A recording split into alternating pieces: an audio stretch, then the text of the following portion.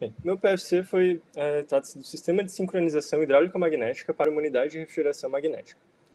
Esses são os tópicos que eu vou abordar: motivação, introdução, definição do problema, objetivo, solução proposta, análise dos resultados e conclusões. Começando com uma motivação. A refrigeração magnética ela é uma tecnologia alternativa de refrigeração que aplica materiais no estado sólido como material refrigerante. Ela tem sido estudada mais frequentemente nessa última década devido aos questionamentos levantados sobre a utilização de gases danosos ao meio ambiente na tecnologia convencional de compressão de vapores para refrigeração. Além desse benefício ao meio ambiente, a tecnologia de refrigeração magnética ela também tem um grande potencial de eficiência energética. Esses dois grandes benefícios têm chamado a atenção de empresas que têm investido no desenvolvimento dessa tecnologia, e o laboratório Polo tem um grupo, que é o Polo Mag, no qual eu estava inserido, e que já desenvolveu uma adega com essa tecnologia, e agora abraçou um desafio ainda maior, que é o desenvolvimento de um condicionador de ar que funciona com refrigeração magnética. Meu trabalho, então, é fazer o sistema de sincronização desse refrigerador. Uma breve introdução. O efeito magnetocalórico é o efeito que torna a refrigeração magnética possível. Ele é caracterizado por uma mudança de temperatura do material quando submetido a uma variação de campo magnético, como está apresentado o GIF ali. Ao retirar o campo magnético, esse material ele volta à temperatura inicial. Isso é a reversibilidade, é uma propriedade, né, do material magnetocalórico, que se chama reversibilidade. Isso é o que traz alta eficiência para essa tecnologia. Porém, essa refrigeração ela necessita aplicar esse material no estado sólido com uma matriz porosa, chamada regenerador magnético ativo, e realizar fluxos passando um fluido de transferência de calor, para aumentar a temperatura de resfriamento. Esse ciclo possui as 4 etapas: magnetização, escoamento frio, desmagnetização e escoamento quente, que deve ser sincronizada, né, no sistema para que para que aconteça o ciclo termomagnético. Definição do problema. No caso, fazer essa sincronização é o objetivo desse sistema. Até pouco tempo atrás, essa sincronização era feita com componentes mecânicos, então utilizava-se caixas de transmissão e polias ligadas no circuito hidráulico e no circuito magnético para realizar essa sincronização. Porém, com o avanço do estudo, notou-se que alguns parâmetros do ciclo magnético, termomagnético, gostariam de ser alterados com mais frequência, como fração de escoamento, frequência de RMA, deslocamento de fase e vazão mássica. E com os componentes mecânicos, isso requereria desmontar os protótipos e produção de peças mecânicas e montar novamente os protótipos. Então, mais recentemente, a partir de 2017, começou a ser aplicado eletroválvulas para o gerenciamento hidráulico e para fazer a sincronização ao processamento de sinais elétricos. Então, é aqui dentro desse sistema que o meu PFC se enquadra, né? É a utilização de controladores lógicos programáveis, IHM, atuadores transdutores para fazer essa sincronização. Duas estratégias elas se destacam na utilização, na revisão bibliográfica desse campo, que é a estratégia de sincronização baseada na contagem de pulsos por um encoder totalmente digital ou na medição do ciclo magnético de forma analógica com transistores Hall. Esse aqui é o RM, eu sei que está cheio de definições, mas quero que preste atenção, na verdade, nesses dois blocos aqui. O bloco estator é uma estrutura fixa na bancada, onde é posicionado os 16 RMAs, os 16 regeneradores magnéticos ativos da URM, que é a Unidade de Refrigeração Magnética. O rotor é o ímã, que tem 2 polos, que gira em torno desse estator, realizando a incidência do campo magnético sobre cada um dos regeneradores. Os objetivos do meu trabalho, então: desenvolver um sistema de sincronização hidráulico-magnética para a unidade de refrigeração magnética experimental apresentada. Esse é o objetivo geral, e para alcançar esse objetivo geral, foram listados os seguintes objetivos específicos: desenvolver uma estratégia de medição do ciclo magnético e definir os seus respectivos componentes para execução, definir o componente de acionamento das eletroválvulas, desenvolver uma lógica de sincronização do circuito hidráulico magnético, pois não basta só medir o ciclo magnético, tem que sincronizar também os escoamentos hidráulicos, definir os componentes de aquisição e de controle, pois é um aparato experimental, e integrar esse sistema de aquisição, supervisão e controle de modo a corresponder com os requisitos do projeto. Qual foi a solução proposta? Ela pode ser dividida em uma solução de hardware e de software.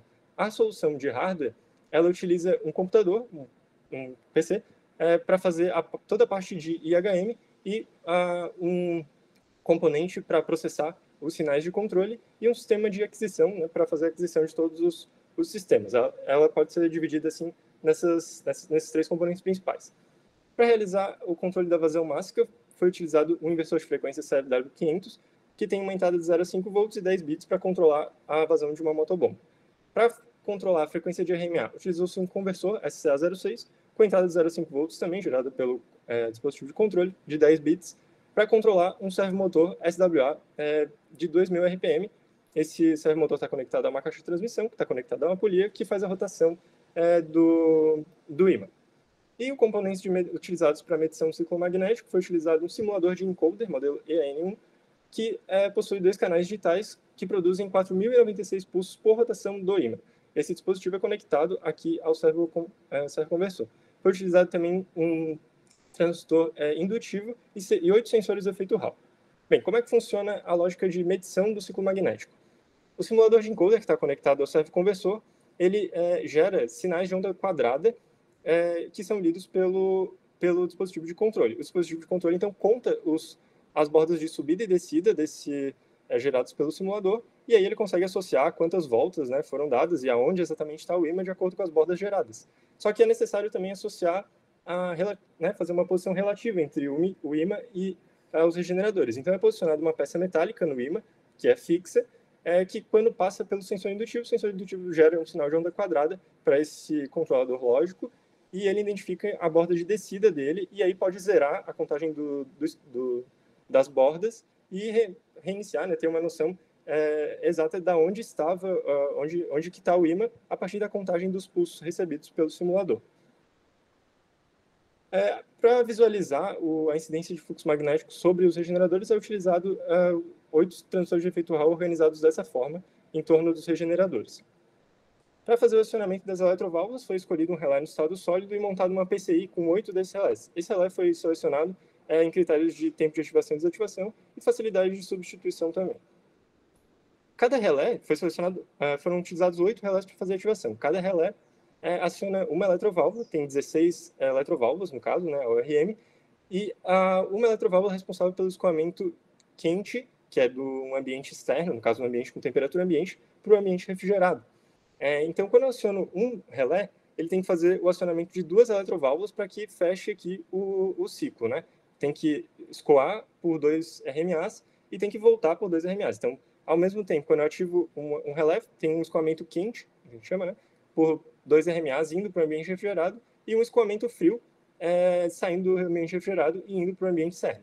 Assim, fazendo essa ativação de maneira perpendicular, eu posso acionar, por exemplo, agora o escoamento pelos regeneradores 8 e 4 e assim por diante, de acordo com a associação entre relé e eletroválvula. O componente de controle escolhido, selecionado, foi o MyHill 1900 da National. Esse componente foi escolhido porque ele possui um processador em real-time que conversa com uma PCI com o FPGA. O FPGA é um componente que faz processamento de sinais digitais. A lógica de controle ela foi programada toda dentro do FPGA, então, para que ela fosse tratada toda de uma maneira digital. O FPGA também controla módulos eletrônicos dentro do componente MyHill, que é os conversores analógico e digital, e também as portas digitais do componente. Para fazer a aquisição dos dados, foi utilizado uma placa também da National, um CDAC 9154, que tem 14 slots. Ela foi selecionada por disponibilidade no laboratório e foram utilizados só 4 slots, sobrando aí 10 slots ainda para expansão. As medições feitas são de pressão, torque, potência, o efeito Hall, vazão, o acionamento das eletroválvulas, simulador de encoder, apesar de não ser processado esses sinais, e um transistor indutivo e termopares. Então, assim ficou a solução em hardware. O usuário entra na IHM com os parâmetros do ciclo. A IHM só conversa quando necessário com o componente de controle que faz a ativação, manda o sinal de controle tanto para o servocontrolador, quanto para a PCI, quanto para o inversor, e eles podem fazer assim a ativação dos atuadores. A solução em software desenvolvida, ela foi desenvolvida com uma arquitetura bem definida, que está disponibilizada lá no site da National, num guia de desenvolvimento da linha R de Real, que é da linha do componente de controle. Esse software foi desenvolvido em 3 módulos, sendo que um módulo só comunica com o outro quando necessário, e a execução de um módulo não interfere na execução do outro. Então, foram programados protocolos aqui de comunicação entre um e outro, de acordo com o padrão estipulado nesse guia, sendo que o módulo IHM cuida da apresentação dos dados do usuário, a aquisição de comandos do usuário, a comunicação com o segundo módulo. O segundo módulo aqui, o módulo real-time, ele cuida dos cálculos da lógica de sincronização com ponto flutuante, uma vez que o módulo FPGA só faz o processamento de lógica digital, cálculos de conversão do sistema também, e a comunicação entre os dois módulos. O módulo FPGA possui 5 processos que são responsáveis por toda a lógica de sincronização. Análise dos resultados. Bem, essa é a IHM do sistema. Ela é composta, então, aqui na esquerda, nós temos todos os controles da URM. No caso, frequência de aquisição, frequência de RMA, que é a frequência do ciclo magnético. Aqui para inserir o caminho do arquivo. Gap time, que é um tempo que eu consigo gerar um arquivo com todas as medições.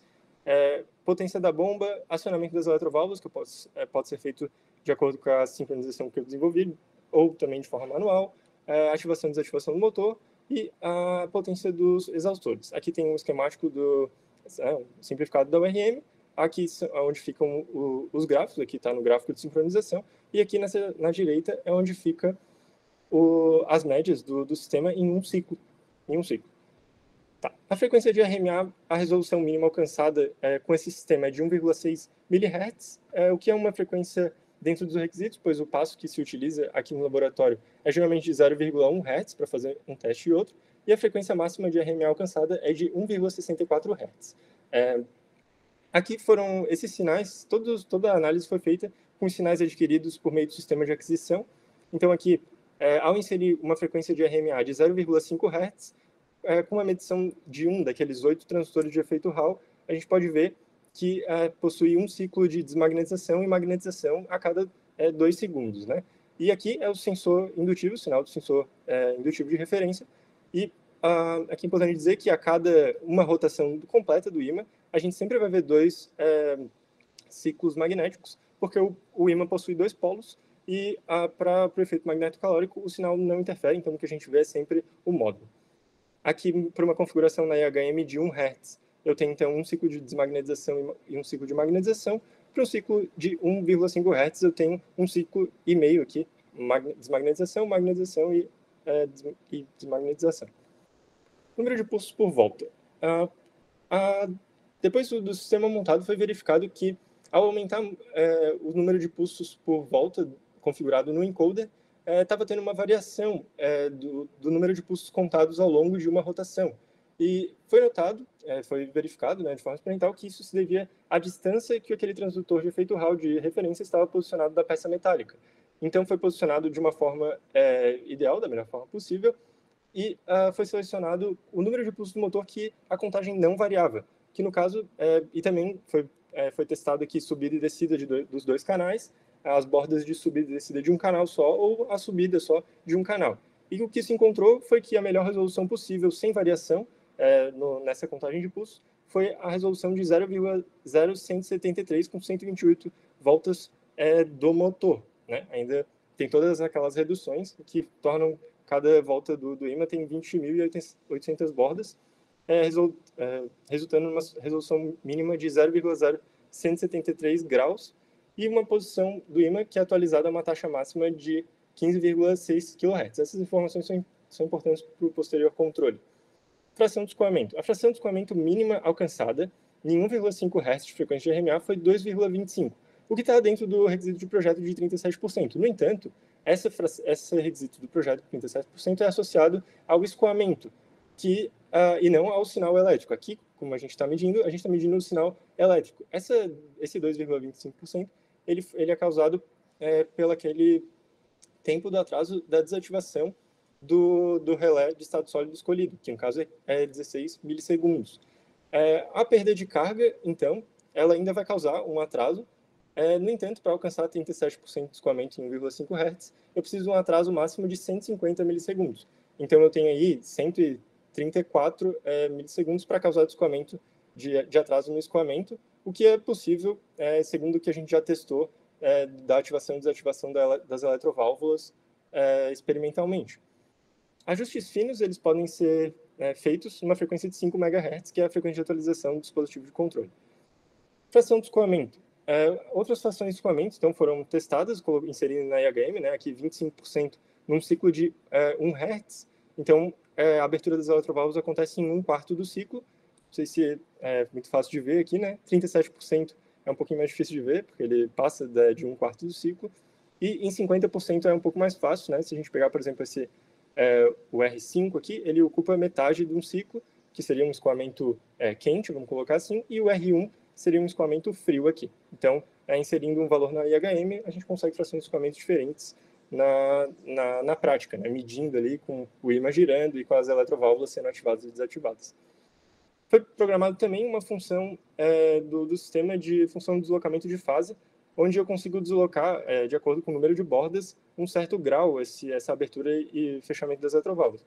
Isso pode ser utilizado depois para sincronizar a abertura e fechamento, né, o escoamento, com o pico da magnetização e da desmagnetização. Então, foi testado um deslocamento de 30 graus, de 45 graus, sempre em relação aqui a esse segundo quadrante, e de 90 graus, onde o ciclo ele, andou aí 1/4 para frente. Conclusões. Cumprir os requisitos do sistema? Bem, a estratégia de controle ela consegue sincronizar a abertura e fechamento das eletroválvulas de acordo com o posicionamento do ímã em relação aos regeneradores? Sim. Estratégia de controle considera a fração de escoamento? Sim. Possibilita a expansão para a centralização dos escoamentos com aquela variável de deslocamento de fase? Sim. Tem facilidade de incremento e manutenção? Bem, isso aí é uma questão mais subjetiva que vai poder ser analisada depois pelos operadores da ORM. O controle envia os 12 sinais de saída? Bem, necessários para fazer toda a sincronização, então sim. O controle permite a abertura e fechamento da mesma eletroválvula em intervalo mínimo de 150 milissegundos, com ajuste fino? Sim. O circuito de acionamento das eletroválvulas permite esse acionamento? Bem, é 16,5 milissegundos, então em 150 milissegundos ele permite. A aquisição ela adquire os dados referentes aos acionamentos, está adquirindo, identifica a incidência de campo magnético sobre os regeneradores também, e lê os sinais apresentados de pressão, torque também, e a IHM permite alterações paramétricas de fração de escoamento, vazão e frequência dos ciclos RMA. Só a vazão não foi possível testar ainda, porque a vazão passou a circular na ORM semana passada, na verdade. E, por fim, a IHM permite a visualização do operador das grandes medidas, pressão, torque, potência. Sim, já está tudo programado ali, né? Só falta colocar os transdutores. Então, o sistema possibilita ajustes de parâmetros de operação da ORM e é um passo adiante para a caracterização da ORM e para o desenvolvimento do condicionador de ar magnético comercial, que é o objetivo desse aparato, desse protótipo que está sendo desenvolvido. Aprimoramento do controle. Encontrar uma forma de evitar a utilização da peça metálica para encontrar a posição de referência do ímã e a referência do ímã e o bloco estator. Isso evitaria aquela contagem de variação dos pulsos. E sincronizar a frequência da rede com a frequência dos acionamentos para evitar o atraso de 16,66 milissegundos identificado. Isso é uma característica muito específica do dispositivo de acionamento escolhido, porque ele só desativa quando a rede passa por zero, e como o acionamento das eletroválvulas da ORM é de corrente alternada, teria que sincronizar, então, exatamente o desacionamento dos relés com a frequência da rede para que esse atraso sumisse. Mas é possível de fazer. Sugestões de trabalho futuro. Avaliar lógica de sincronização com os escoamentos. Bem, a partir de semana passada isso se tornou possível, então ficou pronto para trabalhos futuros. Aprimorar o controle com função de centralização dos escoamentos. Agora que tem aquela variável de função de fase, isso é mais fácil, é uma variável manipulada, né, que pode ser utilizada. Avaliar estratégias de controle de temperatura, que também pode ser possível alterando fração de escoamento, frequência de RMA e os outros parâmetros do fluxo, vazão, e aplicar diferentes técnicas de sincronização visando a aplicação em refrigeradores magnéticos comerciais. Pode ser desenvolvido lógicas digitais, totalmente digitais no FPGA, ou então outras lógicas desenvolvendo circuitos e utilizando o sistema de aquisição da ORM para fazer a análise desses dados. Então, muito obrigado. Essa foi a explanação do meu trabalho.